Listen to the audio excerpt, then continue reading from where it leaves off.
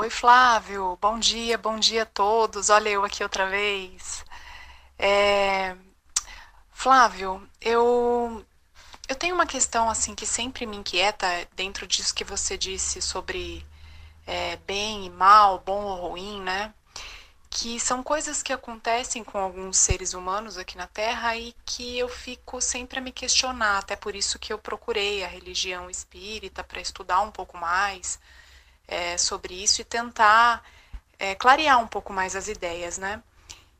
Mas isso continua me cutucando, sabe? Sempre que eu busco respostas sobre isso, eu encontro mais perguntas e eu queria saber a tua visão, assim, o que que você pensa a respeito das coisas que acontecem com as pessoas, por exemplo, crianças que nascem já com doentes, que têm muitos problemas de saúde, pessoas que são assassinadas, que a vida é ceifada assim, ainda muito jovem, né? Problemas que acontecem por aqui, como estupro, né? Mulheres que passam por situações muito difíceis de estupro, de violência. Assim, qual que é a tua visão? O que que você acha? Por que que você acredita que que algumas pessoas passam por isso e outras não? Qual que é a tua visão sobre isso? Um beijo para todo mundo, uma boa semana e até a próxima. Silvia, muito obrigado, beijo pra você. Você sabe que esse tema, essa questão inclusive que você fala das crianças que nascem doentes e tal, foi muito tratado no meu segundo livro, chamado O Éden. Foi o meu primeiro romance, o meu segundo livro, que conta a história de um homem que vive uma série de dilemas existenciais, e o mais contundente deles acontece quando o filho pequeno sofre um grave acidente. A mulher também, mas a ex-mulher na realidade escapa, mas o filho vai para a UTI numa situação muito crítica. E esse cenário traz muitos dilemas, entre eles esses que você traz aqui. Eu vou mandar para você por PDF esse livro, tá? Depois você imprime, lê como quiser. Desse livro eu extraí um vídeo que tem exatamente esse tema, que eu vou mandar para você também o link daqui a pouco, quando a próxima música tocar. Tá no YouTube e que tem o título: Por que uma criança nasce cega, acéfala ou doente? Como explicar o absurdo? Tá? Eu mando para você esse vídeo também.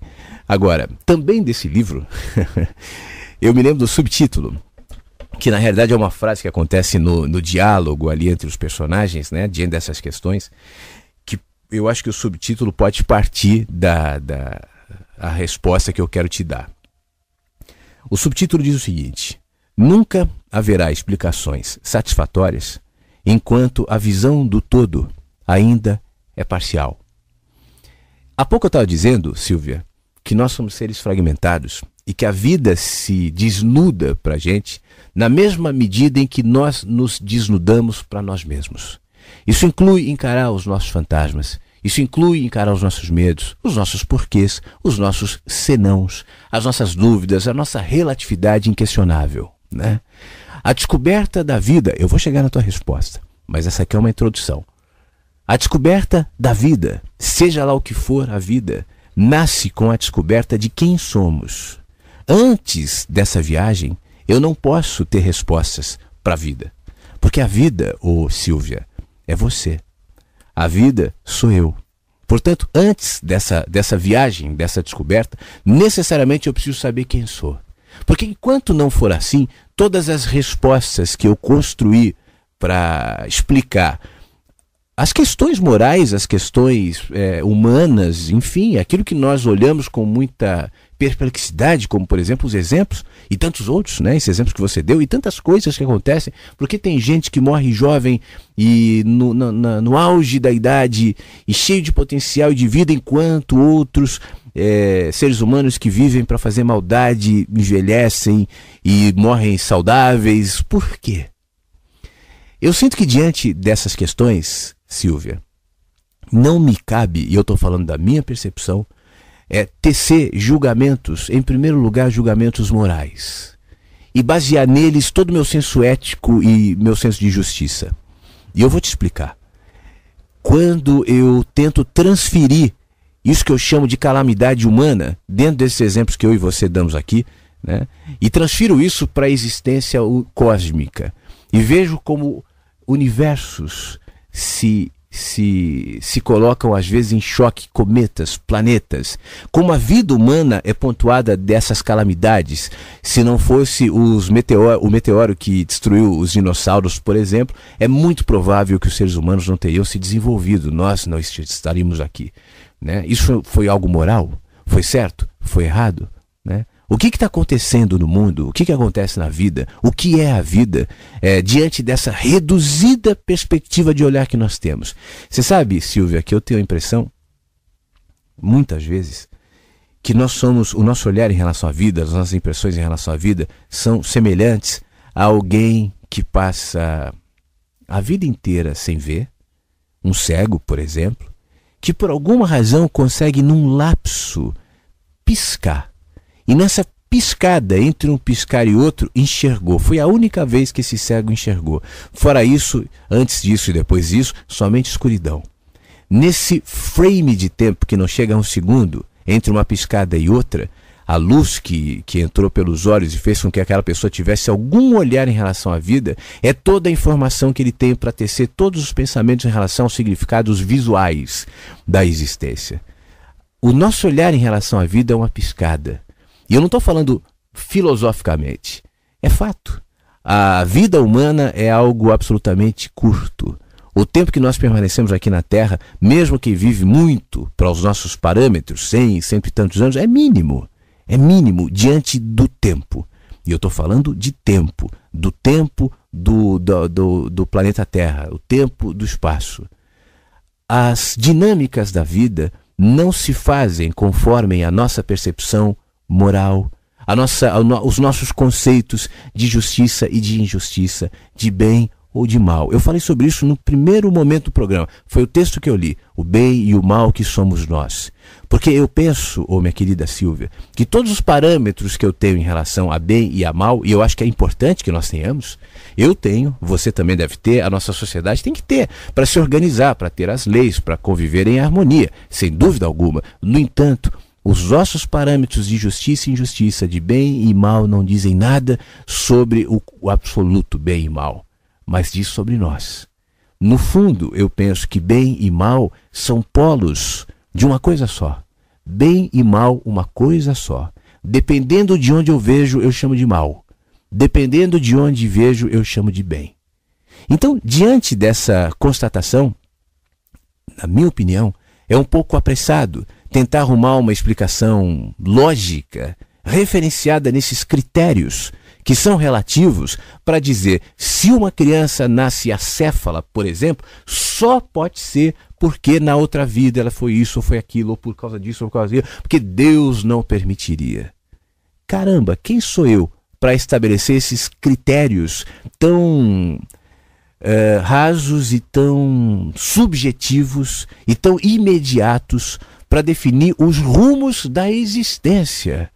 Por que uma flor nasce linda e exuberante e às vezes uma outra flor da mesma espécie já nasce murcha? É um karma, não? É um critério moral? É um critério de justiça? Por que a vida se expressa na Silvia, que é um ser humano, eu não te conheço pessoalmente, mas que no mínimo tem a sua lógica, o seu raciocínio, a sua beleza de vida, de existência, é um ser humano, isso é maravilhoso, e ao mesmo tempo a vida se expressa numa lesma. Por quê? A lesma está subjugada a um critério moral? Por que a vida se projeta muitas vezes numa vegetação maravilhosa e em outros momentos numa região de cactos e de espinhos e de pedras, minerais? Por quê? Por que tem peixes que vivem mais e que têm um nado tão lindo, ou pássaros, né, que voam tão alto? Pássaros com planeio maravilhoso, pássaros que me encantam, e ao mesmo tempo tem mosquitos que voam com dificuldade, ou que voam pouco, ou que voam baixo, e que morrem logo. Quais os critérios? Você percebe que é impossível eu enxergar a vida tentando esse tipo de explicação. Por quê? Porque toda a minha pressa em absolutizar qualquer tipo de acontecimento, sem dúvida alguma, minha querida Silvia, porque nós somos assim, vai desembocar em critérios morais. Ainda que eu esteja tentando projetar isso na justiça divina, nas leis da causa e efeito, mas são leis e justiças referenciadas não em Deus, não na moral, não numa ética absoluta e universal, porque caramba, eu não tenho capacidade de processar o significado desse absoluto, que no fim das contas me faria dizer, a justiça de Deus é essa. Poxa, quantas vezes eu vejo... Obviamente que não é o teu caso, eu sei que não, felizmente, mas você sabe que tem gente que pensa assim, né?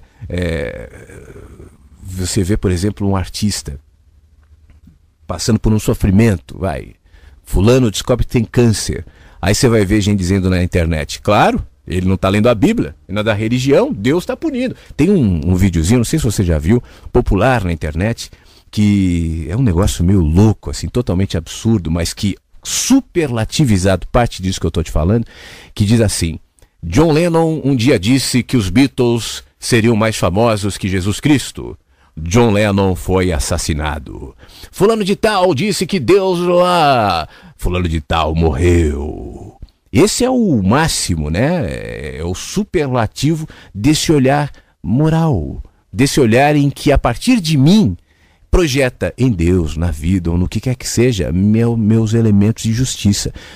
Para mim, não ter uma criança céfala, alguém que morre jovem, que morre torturado, enfim, para mim, Silvia, isso é muito ruim. Eu não entendo. Eu vejo muitos males da vida e falo, caramba, mas por mim. E aí eu me lembro que eu estou tentando sacar de todos os critérios de justiça, injustiça, de causa e de efeito, de moral, de certo e de errado, meus. E aí eu me lembro que o meu olhar em relação à vida é só uma piscada. Vum. E aí eu me lembro que eu sou um vermezinho. Aí eu me lembro que, apesar de mim, apesar dos meus critérios rarefeitos de justiça e injustiça, de causa e de efeito, de moral e de imoral, apesar de tudo isso, de toda a minha tentativa de entender o que é a vida, o que é a morte, o que é ou não é Deus, enfim, apesar de tudo isso, a vida se encaminha muito além das minhas estreitas e restritas margens de justiça. Porque, Silvia, na minha opinião, os injustos e os maus não mereceriam receber a mesma chuva que me banha numa tarde quente e que me faz tão bem. Mas a chuva que não se baseia nesses mesmos critérios molha a todos. Poxa vida, Hitler era exposto à luz do sol. Hitler gostava de arte e de música. O bem, a melodia, o toque da arte e da música, de alguma maneira fazia bem à mente de Hitler. Não devia! A música, a arte e o sol deveriam punir a maldade de Hitler, mas não. Mas não. Injustiça ou não? Você entende? É como tentar entender todo o cenário a partir de uma fresta absolutamente reduzida. Não é nenhuma fresta, é uma fechadura. Por isso, eu acho que toda tentativa, como você bem ilustrou, de tentar arrumar respostas morais de causa e efeito para esse tipo de coisa vai me gerar o que você descreveu. Quanto mais perguntas eu faço, mais inquieta eu fico. Na realidade, o que a gente faz com isso então? É engraçado que hoje a gente falou sobre várias coisas, mas em todas nós caímos no mesmo ponto, né? Você vê, são variações de uma coisa só. Em primeiro lugar, Silvia, pacifique-se contigo. Eu vou repetir o que eu falei antes de responder a tua pergunta, antes de tocar a música até. Eu só vou entender a vida quando eu me entendo. Eu só vou me pacificar com a vida quando eu estou em paz comigo.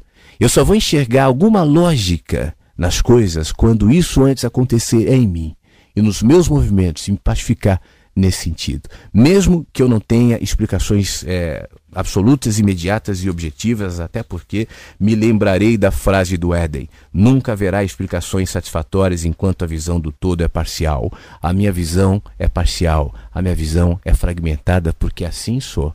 Mas quanto mais eu me movimento, mais eu amplifico a minha visão. E mesmo que eu não tenha uma resposta cartesiana para essas questões, eu terei paz diante delas, sabendo que ainda que eu não veja lógica e justiça na vida ou no mundo, eu não vou tentar arrumar uma explicação moral. Deus não permitiria, porque senão Deus seria mau. Isso é pouco. Não me serve. Eu me pacifico sabendo que o caos do universo, a possível explosão que deu origem a tudo, o choque entre estrelas que trouxe carbono para o nosso planeta e gerou a matéria, o choque do cometa em nosso planeta que fez com que a poeira, o pó, os detritos subissem, condensassem e formasse a Lua. Tudo isso visto exclusivamente, unificadamente, separadamente, me geraria um desconforto e a pressa em dizer é mal. No entanto, olhando no todo, quando a visão deixa de ser parcial, quanta beleza na própria dor e na própria contradição. É o máximo que eu posso chegar, minha querida Silvia.